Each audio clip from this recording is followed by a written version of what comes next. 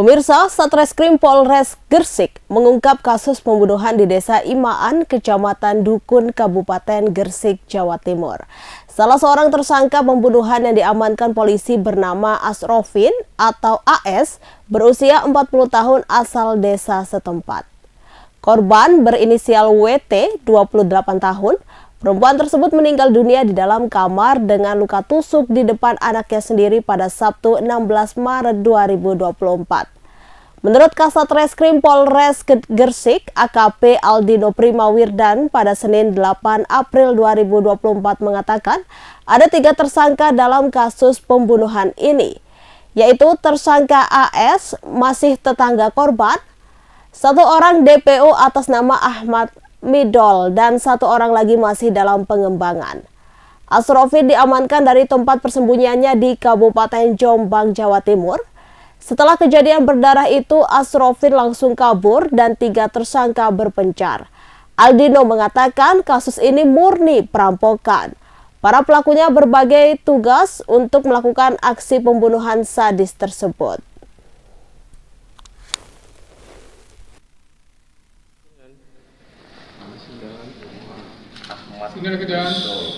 Ini berperan dia yang mengambil handphone milik suami korban di TKP, ya.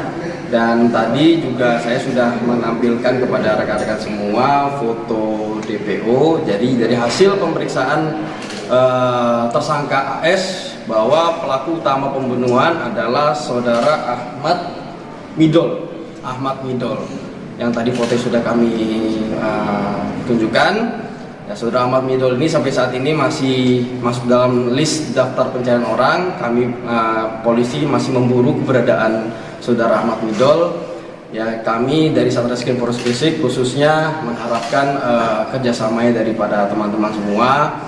Apabila menemukan atau melihat atau mendengar keberadaan saudara Ahmad Midol ini, harap segera memberikan informasi tersebut kepada kami Satreskrim Polres Gresik dengan hotline nomor handphone yang akan kami share nanti di bawah sini, ya kan? Akan kami share nanti hotline nomor handphonenya. Nanti Ahmad Midol ini adalah tersangka utama pelaku pembunuhan. Ahmad Midol ini yang melakukan penusukan kepada pelaku terhadap korban tersebut. Ya, itu aja. Ada pertanyaan? Total ada berapa tersangka dan? Total ada 3. Sementara ada 1 yang sudah kita amankan. Dan apa selama ini yang ditangkap ini di Jombang? Siapa? Bersembunyi di Jombang? Iya, jadi si AS ini yang kita amankan hari ini kita tangkap di Jombang dan memang bersembunyi di Jombang di rumah keluarganya. Dan ini murni dengan yang ditemukan 3 itu satunya siapa? Belum. AS, AM satunya? Nanti kita lagi masih lakukan pengembangan di sini. Oh, ya. Sementara untuk pelaku utama, berarti pelaku utamanya AM. ya AM. Dan ini murni perampokan atau ada? Murni perampokan.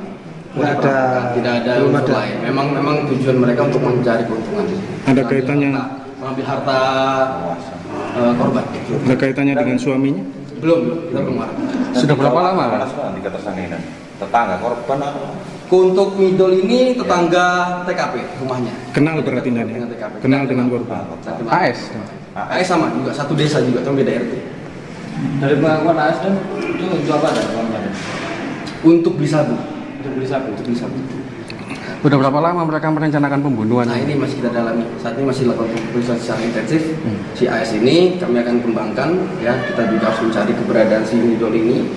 Ya, karena Midol ini juga pelaku utama di kejadian pembunuhan ini. Dan AS sama Midol itu terakhir akan dia berpisah? Pas kejadian pasca 2 minggu pasca setelah kejadian itu mereka langsung berpisah. Ya, 2 mingguan. Langsung membawa uang itu? Ya, itu. Jadi si AS ini terima duit 8 juta hasil pencurian tersebut, hasil perampokan tersebut. Ya, sisanya dibawa Midol semua. Iya, sini dibawa Midol semua. AS perannya apa? Dia yang masuk, yang buka pintu, terus dia yang ngambil handphonenya Mahfud. Pak Mahfud itu suami korban. Dia yang bawa.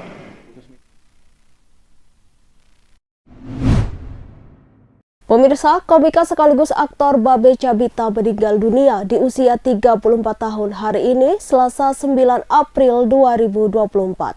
Kabar duka tersebut disampaikan oleh komika Oki Renggawinata melalui akun Instagramnya. Dalam kabar duka yang diunggah oleh Oki, Babe Cabita meninggal dunia pada pukul 6.38 menit waktu Indonesia Barat di Rumah Sakit Mayapada Lebak Bulus, Jakarta Selatan. Sebelumnya, Babe Cabita sempat mengungkapkan menderita penyakit yang cukup langka, yaitu anemia aplastik. Ia sempat masuk rumah sakit untuk menjalani perawatan pada Juni 2023. Menurut Babe Cabita, dirinya ternyata tak terkena demam berdarah atau DBD seperti kecurigaan awal, tetapi ada penyakit lain yang diidapnya. Setelah dilakukan pengambilan sumsum tulang belakang, akhirnya Babe mengetahui penyakit apa yang dideritanya, yaitu anemia aplastik. Saat itu, Babe mengatakan sempat mengonsumsi obat untuk menekan imunnya agar tak menggerogoti sel-sel di tubuhnya.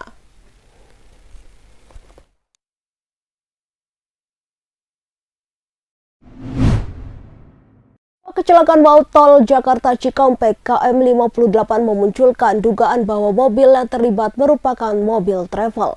Dugaan ini terungkap saat Kapolri Jenderal Listio Sigit Prabowo meninjau Rumah Sakit Umum Daerah Karawang untuk mengecek penanganan korban kecelakaan pada Senin 8 April 2024. Sebagaimana diketahui, kendaraan yang terlibat adalah Grand Max, Terios, dan bus Prima Jasa.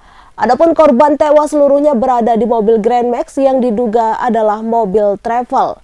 Sigit mengatakan berdasarkan informasi yang disampaikan oleh keluarga, korban sempat memesan travel untuk menjemput mereka. Selain itu, tujuan dan asal para korban berbeda-beda. Meski begitu, Sigit berujar pihaknya masih akan mendalami lagi informasi tersebut. Sejauh ini, penyebab kecelakaan disebut karena kelalaian pengemudi Grand Max yang keluar jalur kontraflow sehingga menyebabkan kecelakaan. Terkait dengan insiden ini, Sigit mengungkapkan investigasi dilakukan oleh tim gabungan dari Polri, Kementerian Perhubungan, dan Komite Nasional Keselamatan Transportasi atau KNKT. Lebih lanjut dikatakan oleh Sigit bahwa sejauh ini masih dilakukan proses identifikasi terhadap 12 korban tewas. Adapun 2 korban luka berasal dari bus Prima Jasa yang merupakan penumpang dan kondektur. Keduanya saat ini masih menjalani perawatan di Rumah Sakit Rosela, Karawang, Jawa Barat.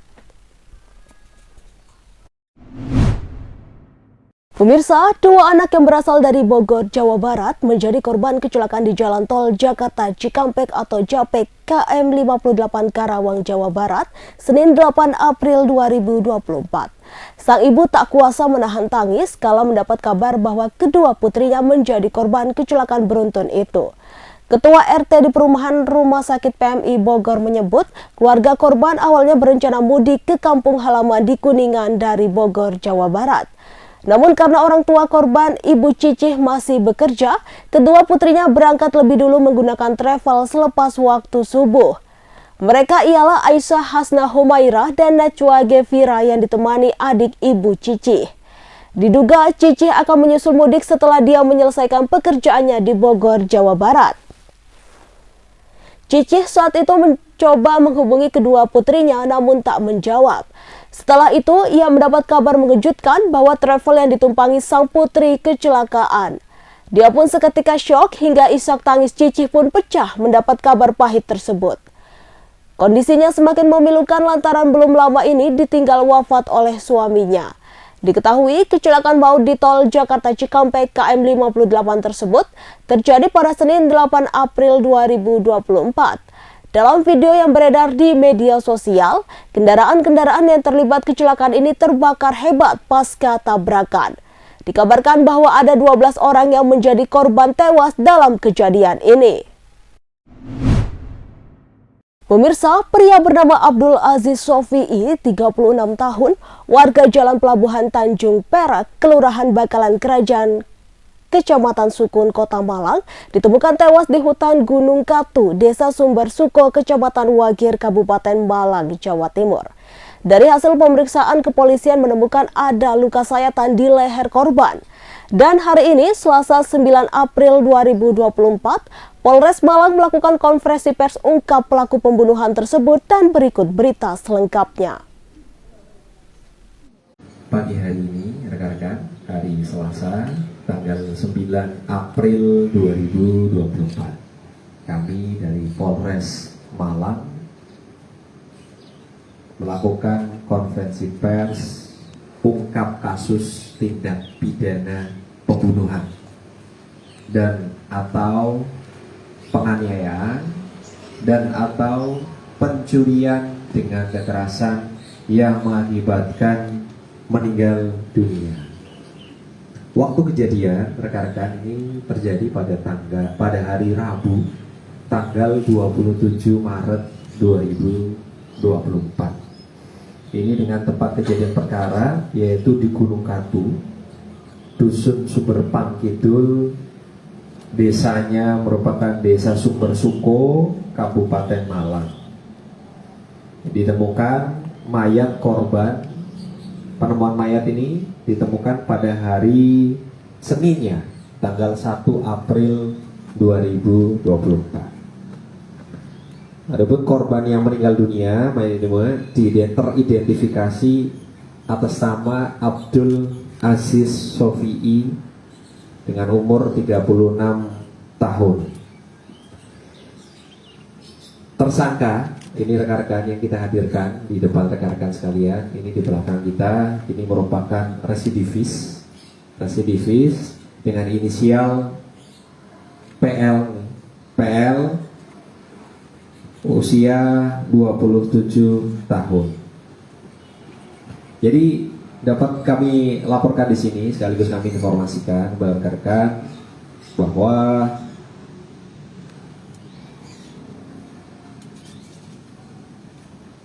awal kejadiannya ini berawal pada hari Rabu tanggal 27 Maret 2024.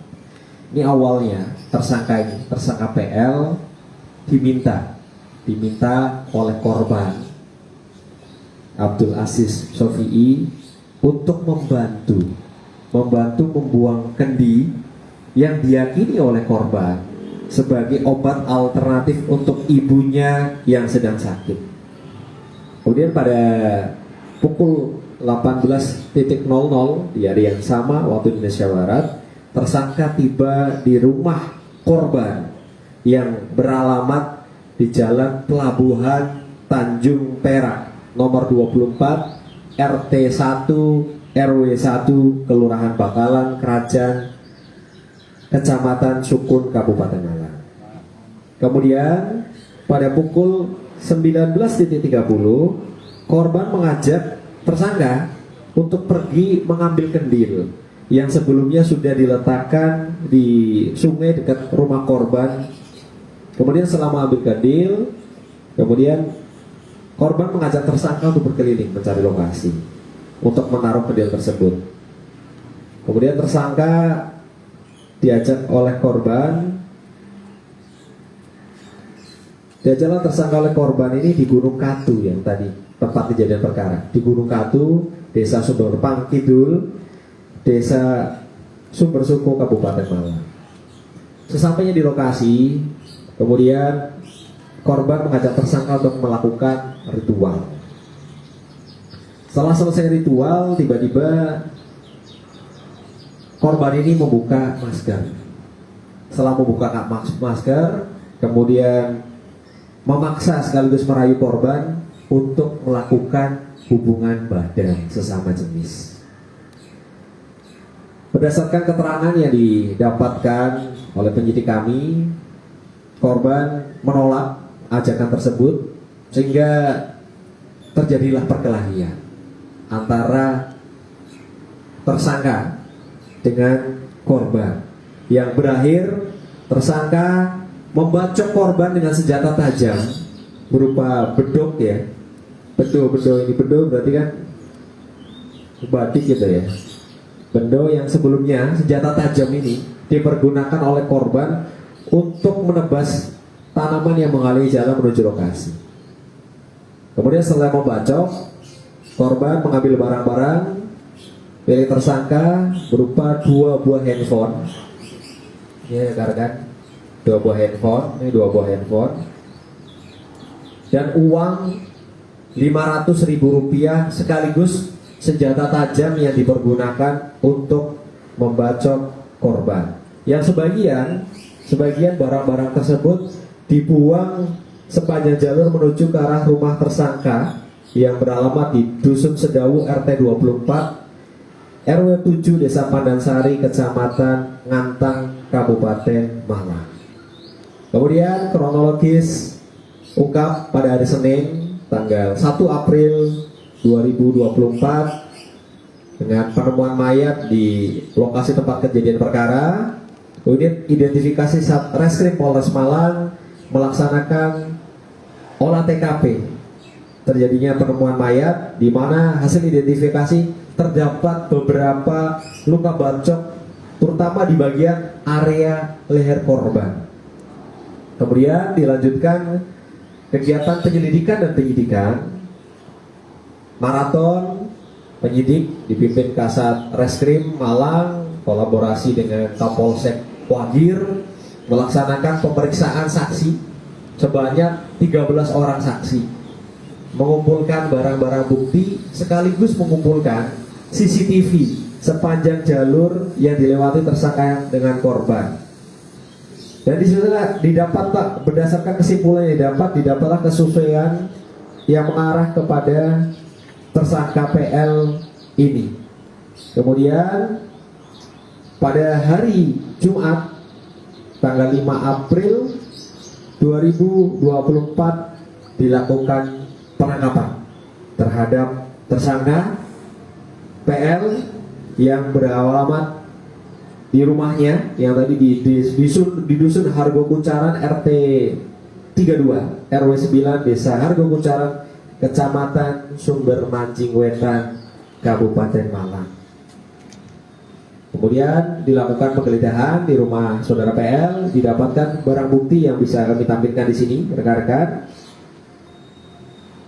Yang dimana barang-barang bukti tersebut ini ada beberapa yang memang masih dibuang dan masih kita laksanakan pencarian sampai saat ini.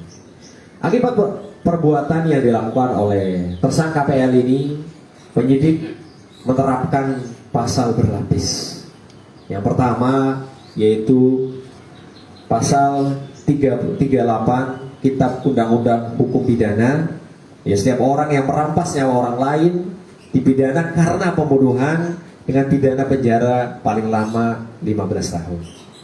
Pasal yang kedua yaitu pasal 35 Kitab Undang-Undang Hukum Pidana ayat 1 dan ayat 3, di mana pidana maksimal juga sama 15 tahun. Kemudian yang ketiga yaitu pasal 351 Kitab Undang-Undang Hukum Pidana ayat 3 dengan pidana maksimal 7 tahun.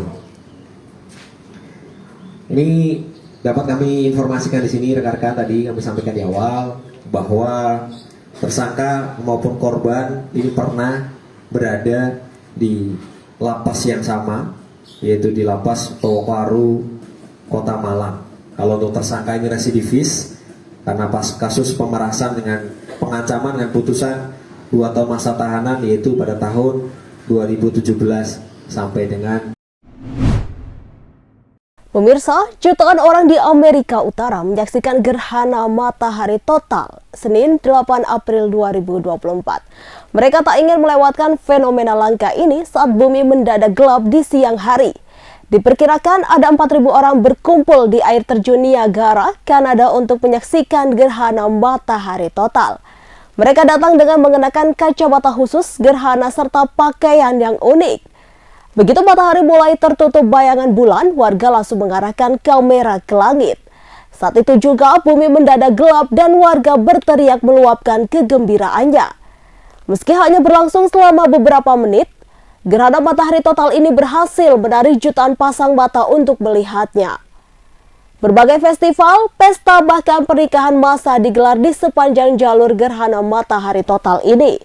Selain Kanada, fenomena langka ini juga dapat disaksikan di Meksiko. Di pantai Meksiko contohnya, gerhana matahari total terjadi pada pukul 11.07 waktu setempat.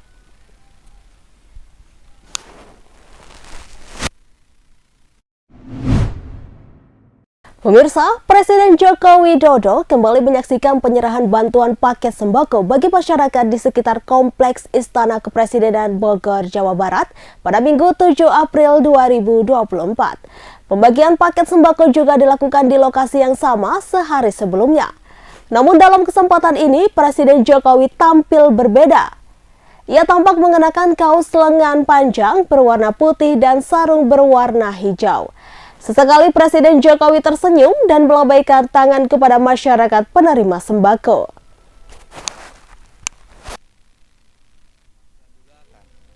Sangat membantu sih, terutama kan untuk orang kayak kami kan ya orang kecil kayak gini. Jadinya beginilah, alhamdulillah sangat senang sekali. Iya nih, baru dapat kabar, baru buka WA langsung ada pembagian sembako di istana. Ya udah saya langsung meluncur, baru saya mau langsung saya matiin, langsung panggil teman-teman aja, udah ayo ke istana. Ya kita ada begini kan setahun sekali mbak gitu, baru kali ini saya baru ke istana nih, baru dapat nih sembako ini. Ya berkah banget lah pak, ya dibilang terbantu mah terbantu sekali pak. Ya apalagi harga sembako ya lumayan lagi naik lah, harganya lagi tinggi. Dengan adanya bantuan ini ya kami ojol-ojol juga berterima kasih atas ada bantuan seperti ini. Buat beli kita nggak mampu, tapi dikasih dengan secara gratis, alhamdulillah banget, sangat membantu bang. Bingung mau nyampeinnya juga, ini aja udah senang banget.